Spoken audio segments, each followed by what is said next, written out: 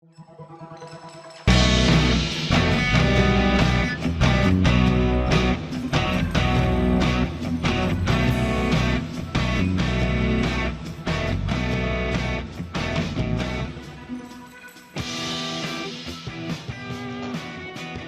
again, everyone. Brent Patten here, Chief Services Officer for TTEK, and welcome to another edition of Border Beats. This is our opportunity to talk to some of our consultants who are leading international customs experts and border modernization specialists.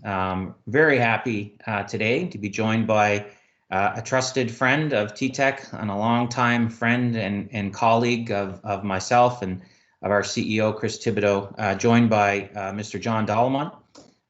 John is spent his career and a long time working on customs modernization efforts, customs management at the executive level, operational oversight, and pretty much the entire gamut of customs and border management. John spent 35 years plus at Canadian Customs, the Canada Border Services Agency, working on all areas of operations, and spent a good part of his career working on overseeing and managing land border port operations. And very happy to have him here today with us, talking about the issue of designing land border port of entries, a topic that we're getting an awful lot of recent interest from clients about having experts help them design modern, efficient, effective, and supportive land border ports of entry. So John, really happy to have you here with us today. Yeah, it's great to be here, Brent. Really appreciate the opportunity to chat with you today. Great. Well, let's jump into it, John. I have a few questions and looking for your insight and expertise to give myself and anyone watching, some of your backgrounds and areas of expertise on these topics. John, I know you've been involved in designing, constructing, operating, talking about the future of land border ports and making sure that the design of them meets the needs of the trading community and of customs organizations. I know you've done that work while at in administration, but also while consulting with TTEK. What are some of the common mistakes that you've seen, you've witnessed when designing or constructing new land border ports of entry?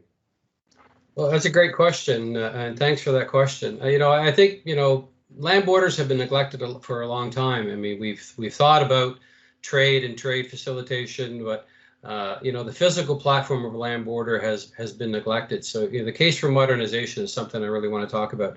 The things that people make the mistake of, and generally I've found, is we don't think far enough ahead. We don't think far enough ahead in terms of what the future will bring. Driverless trucks are one of the most glaring things that I can point to. I mean, how do we accommodate a vehicle approaching a physical land border that doesn't have a driver in it, that's not taking commands from a customs officer and a border officer of some kind? And then the biggest one is we either overbuild or we underbuild.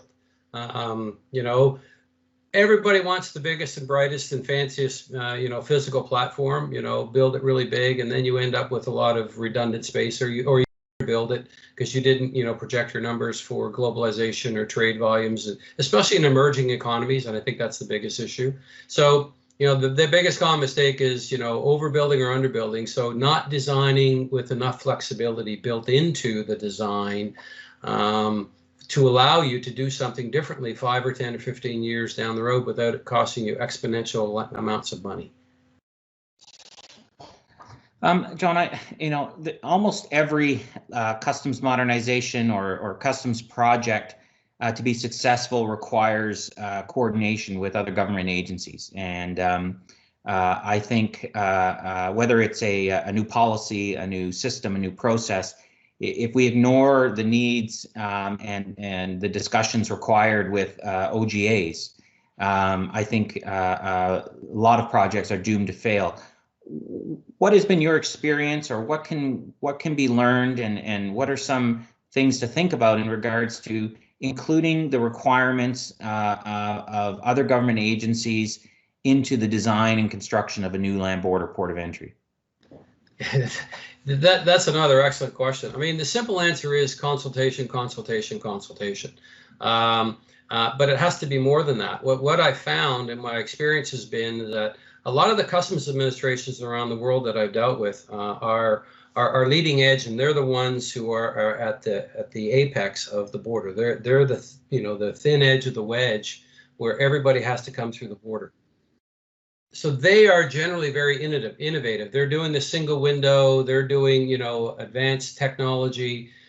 And they're assuming that their partners are also doing the same thing. Their partners, whether agriculture, agri-food, health, and any of the other government departments, immigration as well, where you don't have a one hat at the border, and assuming that their technology and their ability to interact with their clients in terms of their permitting requirements are the same as the customs permitting requirements and tariff and trade requirements and marking requirements are in lockstep. So the biggest mistake that I've found is that there is maybe consultation, but the assumption that all of the customs paperwork is presented on time at the border. But then there's this, lagging requirement for another government department to say, well, wait now, we need a permit as well, but we also want to inspect at the border in terms of the old inspection process. Everything has to come off the truck. So it's more than just consultation. It's also bringing those other government departments along for the ride and bringing them up in terms of their technological capabilities to be on that single window at the same time as that new border crossing is going to open. And they also have consulted with their clients, which are also customs clients, understanding the whole nature of it. Is it a true single window, or is it just a single window with an icon, but that icon means that there still has to be a piece of paper at the border?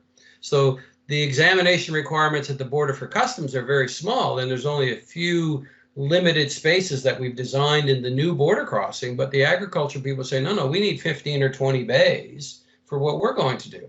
Well, that's counterintuitive to what you're trying to accomplish in getting things through the border in an expedited period of time. John, earlier you mentioned, something in terms of thinking of the future and, designing and thinking about things like driverless trucks. And what are some other future developments or things that we should be thinking of for the future when it comes to designing or constructing, laying out a new land border port of entry to ensure that it doesn't become outdated or ineffective or non-supportive to the needs of customs in a couple of years? Well, the easiest one I can think about is, borders are all, it's all about the queuing time, whether it's a plane waiting to get into, its cargo spot, or whether it's a vessel waiting to get into its spot, or whether it's a truck and bus arriving at a border waiting to get to that first point of contact. So that queuing area is not generally big enough, and you need to think about how much area do I need before I actually get to the physical border to allow a driverless truck to get in that proper lane, to get pre-approved trucks in their proper lane, and then you're segregating the cargo or the vehicles before the border. So the people that you don't know are over here, but the people that you do know or are driverless are able to get to the border quickly. It's not much point of having, a half a mile lead up with 2 lanes, and then you've got 7 or 8 or 9 or 10 lanes within eyesight of the border. All of your driverless trucks are going to be stuck behind vehicles and cars, and they can't get to the border to take advantage of your expedited service. So you've lost all your efficiency. So where you can, you need to push that queuing area back. And when you lay that road down, the cheapest and easiest thing you can do is put lots of conduit on either side of that road. Empty conduit in those caissons, 15, 20, 30, 50, 100, doesn't really matter. That's the cheapest thing you can do, because we don't know yet what the technology of the future is going to require. But if you've got empty conduit on either side of your highway, no matter how wide it is, anything that you can think of 5, 10, 15, 20 years from now that you want to put in your pre-primary array you can plug it in rather than having to dig all of that up. It's the cheapest, easiest solution you could do. But, you know, that's the biggest bottleneck you have. Borders get to do this. So as much as back here you can do to allow overhead signage and allow vehicles, driverless vehicles, buses, etc., to queue properly to get to that expedited service that you're going to offer, that's what you need to do. That's the biggest thing. You know, John, finally, just more of a point of observation for myself. Like you, I've been lucky in my career to have worked in a lot of different streams and modes of traffic and operations in a customs and border environment. I have found one of the largest, most difficult challenge for any administration is to build and operate a busy land border facility or operation that truly facilitates trade and within a security mandate. You know, there are many different models of land borders around the world. Some are soft borders that do not have, you know, an inspection or security, or even, you know, where vehicles stop.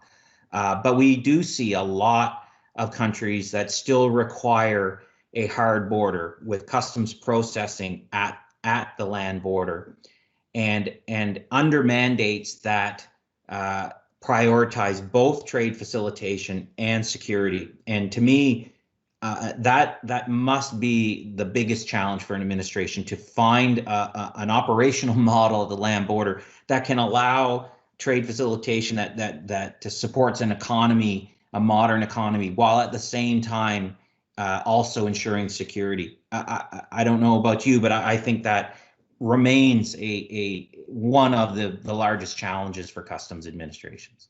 No question about it.